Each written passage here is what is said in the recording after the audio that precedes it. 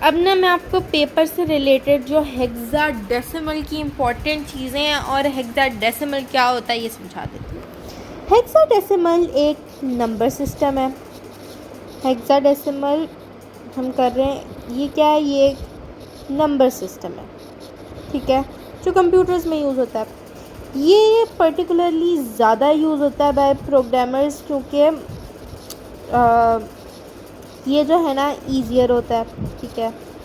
इसकी ना अब हम बेसिक्स देखते हैं, इसकी बेसिक्स में क्या बाकियों से डिफरेंट है, ठीक है।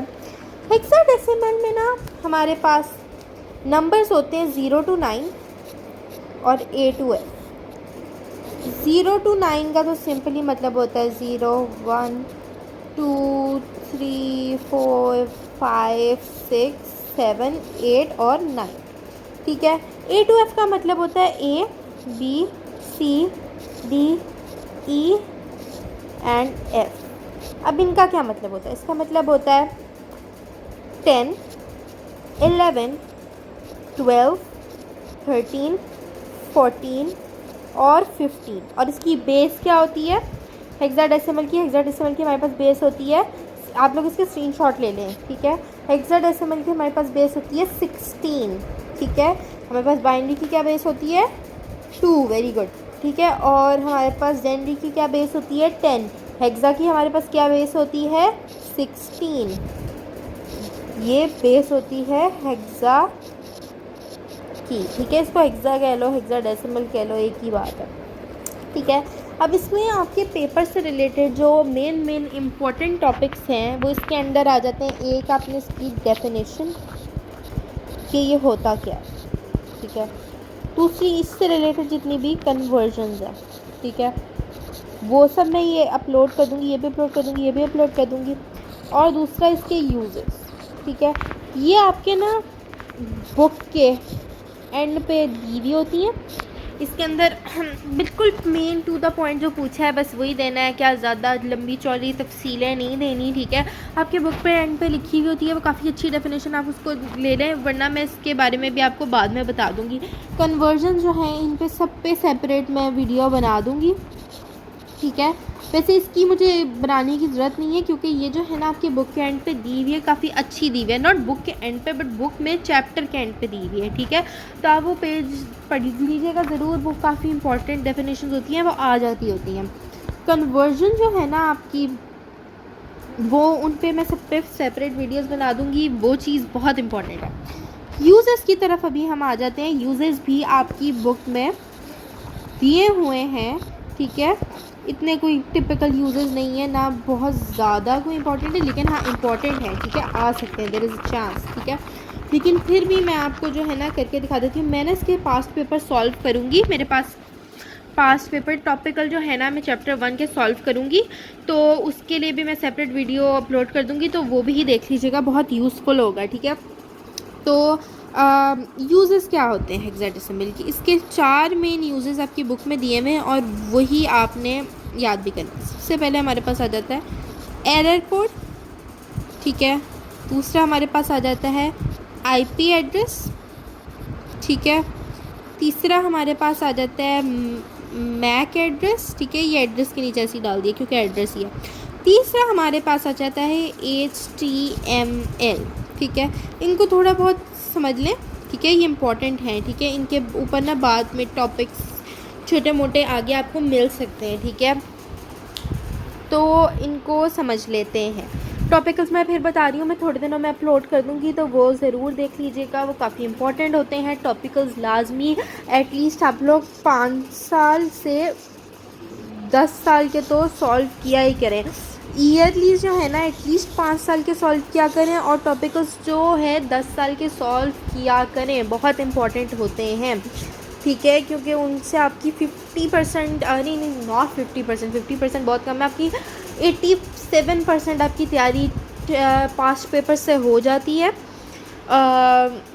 बाकी जो है फिर आप बुक का कंटेंट भी पढ़ लिया करें, लेकिन वो इतना इंपॉर्टेंट नहीं है। बुक के कंटेंट से बेहतर है आप लोग नोट्स रिव्यू कर लिया करें, ठीक है। नोट्स में ज़्यादा इंपॉर्टेंट चीज़ें होती हैं, बुक का कंटेंट फिर इतना इंपॉर्टेंट नहीं है, लेकिन फिर भी मैं सबको कहती हूँ एक दफ़ा ना बुक पढ़ लिया करें। बुक पढ़ने से ये होता है कि आपको जो है ना नॉलेज मिल जाती है। बस एक दफ़ा जब आपने स्कूल में सबके साथ चैप्टर शुरू किया तो आपने पढ़ लिया, या अगर प्राइवेट करें तो एक दफ़ा घर पे बुक पढ़ ली, ठीक है। उसके बाद उसके रट्टे मत लगाएं, लेकिन पढ़ लें, एक दफ़ा समझ लें। उसके बाद पेपर से पहले नोट्स रिव्यू कर लें, या याद भी आपने जो करना है ना वो आप नोट्स से कर लें, ठीक है। वो ज़्यादा इंपॉर्टेंट होता है। और उसके बाद आप पास्ट पेपर सॉल्व कर लें, आपकी प्रैक्टिस हो जाती होती है काफ़ी अच्छी, ठीक है। फिर उसके बाद हम चलते हैं यूजर्स की तरफ। सबसे पहले हमारे पास आ जाता है एरर कोड, ठीक है। एरर कोड जो है ना एक मैसेज होता है, इसका मैं बुक में बहुत अच्छा लिखा हुआ है, मैं आपको फिर भी मेन बता देती हूँ, आप देख लें। मैसेज होता है बाय कंप्यूटर, जिसमें ना वो आपको बताता है कि आपके कोड में क्या एरर है, ठीक है। ठीक है, कोड में एरर क्या, ठीक है। ये उसकी लोकेशन आइडेंटिफाई करता है कि कोड में एरर आया किधर है। ये ऑटोमेटिकली कंप्यूटर जनरेट कर देता है। और ये किस में होता है? हेक्साडेसिमल में।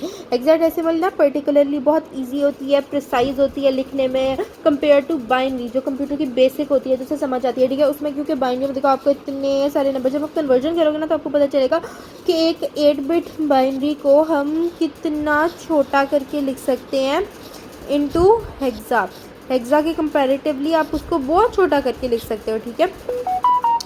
तो इसलिए प्रोग्रामर्स ये यूज़ करना पसंद करते हैं। फिर आ जाता है हमारे पास आईपी एड्रेस, ठीक है। आईपी एड्रेस को आप इसमें दो आ जाते हैं, IPv4 और IPv6, ठीक है। ये पर्टिकुलरली पुराना वर्जन है, ये लेटेस्ट है, ये मोर प्रिसाइज होता है देन दिस। ये एक ना डिवाइस को दिया जाता है जो एक इंटरनेट से कनेक्टेड होती है, उसकी लोकेशन बताते हुए। फिर हमारे पास आ जाता है मैक एड्रेस। अच्छा एक मिनट, मैंने आईपी एड्रेस की आपको फुल फॉर्म नहीं बताई। आईपी एड्रेस की फुल फॉर्म होती है इंटरनेट प्रोटोकॉल, ठीक है। इनसे रिलेटेड अक्सर पास्ट पेपर के क्वेश्चन भी है कि ये देखो ये एक मैक एड्रेस है, एक आईपी एड्रेस है, ये एग्जाम है, इसको आपने बाइनरी में करना है या डेनरी में करना है, ठीक है। तो ये क्वेश्चन आ जाते होते हैं, इनको करना सीख लें, ठीक है। अच्छा उसके बाद हमारे पास आ जाता है मैक एड्रेस। मैक एड्रेस भी एक एड्रेस होता है हेक्सा में, जो कि एक डिवाइस को मिलता है जो कि एक इंटरनेट से कनेक्टेड होती है। इसका होता है मीडिया एक्सेस कंट्रोल, ये इसकी फुल फॉर्म है मैक एड्रेस की, ठीक है। ये भी जो है ना एक पास्ट पेपर का क्वेश्चन है मैक एड्रेस से रिलेटेड के। ये देखें ये हेक्सा में है, इसको आपने जो है ना करना है बाइनरी में या डेनरी में, यह भी हम सॉल्व करेंगे तो आपको पता चल जाएगा, ठीक है। फिर उसके बाद हमारे पास आ जाता है लास्ट HTML। करते हैं बाइनरी टू डेनरी, ठीक है। ये भी बहुत आसान टॉपिक है। अब सबसे पहले हम एक बाइनरी नंबर ले लेते हैं, ठीक है। फॉर एग्ज़ाम्पल 10110110, ये हमने बाइनरी नंबर ले लिया। अब इसको हमने किस में करना है?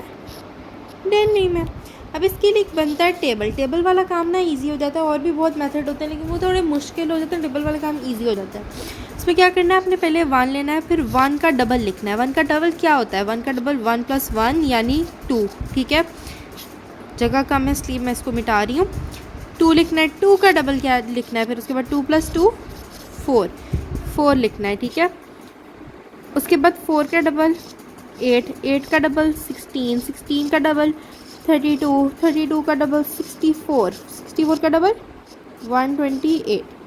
ये लेके एज इट इज़ नंबर को ना बस आपने पुट करना है यहाँ पर। वो कैसे पुट करना है? 1 0 1 1 0 1 1 0, ठीक है।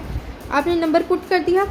अब जो है ना 1 का मतलब है, यहाँ से ना ये मैं मिटा रही हूँ, ठीक है, ताकि जगह बन जाए।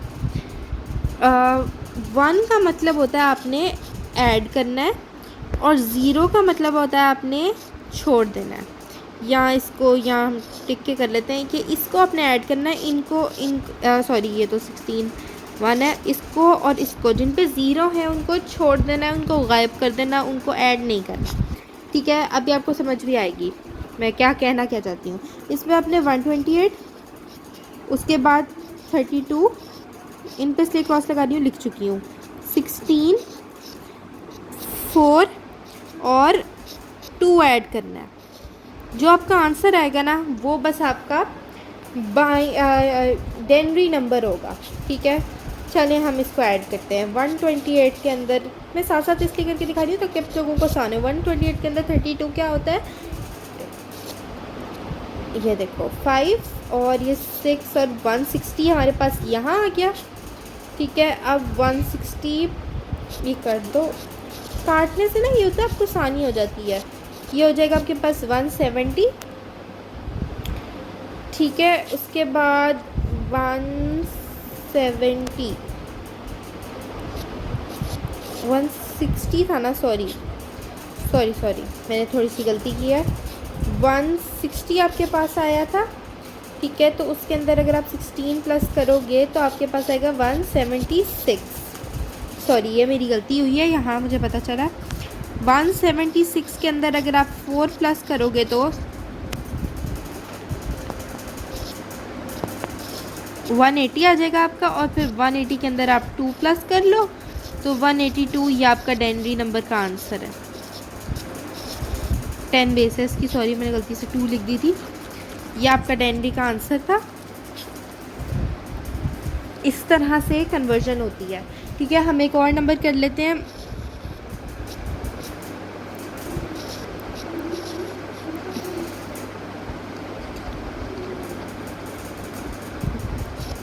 इसको हमने फिर से डेनरी में कन्वर्ट करना है। ठीक है, फिर से टेबल बनाएंगे।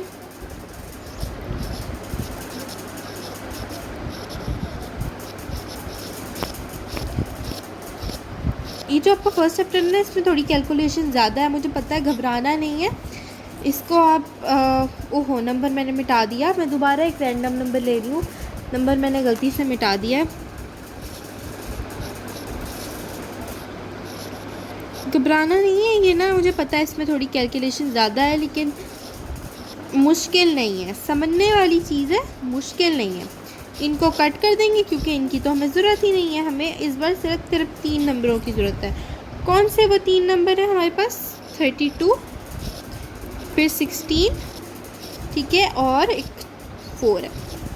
ठीक है, इस टेबल को मैंने मिटा दिया।